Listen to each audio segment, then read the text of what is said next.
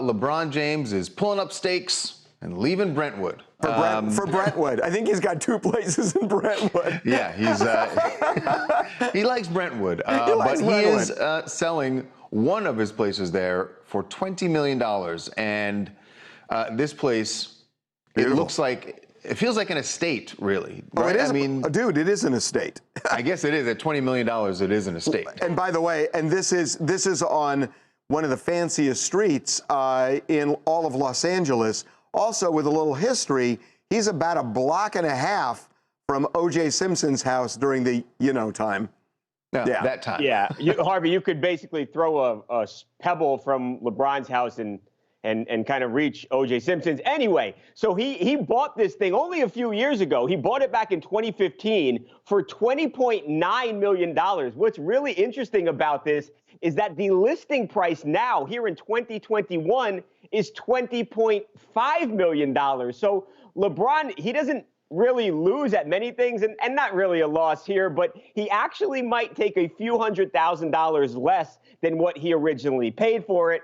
Like you guys have both said, he has even a more fancy, bigger, nicer place that he recently bought for $36 million.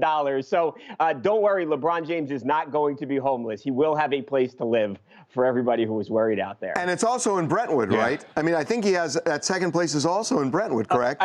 Beverly Hills, but really close, not too far away from where he is now. A little bit of history, there was actually a big story. People might remember this. It was a terrible story. A couple years ago, somebody in spray paint wrote the N-word on LeBron's gate. Remember, we covered that. And it was that house. It was that house. This house that he's selling. Yeah, wow. Yeah, obviously all that's been cleaned up, and that was an ugly scene. But just so people know, that is the house. But I think LeBron is going to be spending now most of his time in the $36 million house once he can unload the cheaper house here. Hello, everyone. I am Ariel Cheese in Lawrenceville, Georgia. And I just like to say how exciting it's got to be in the market to even purchase a $20 million home, and then let alone to find out that it's LeBron James' former home, a former mansion. This isn't just a home.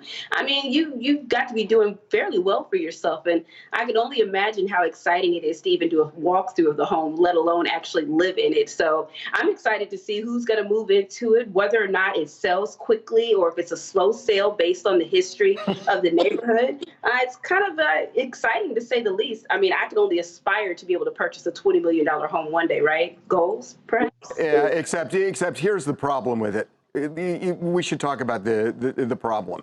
Good luck reaching for the wine glass when everything is right. Yeah, the cabinetry and everything is built for not.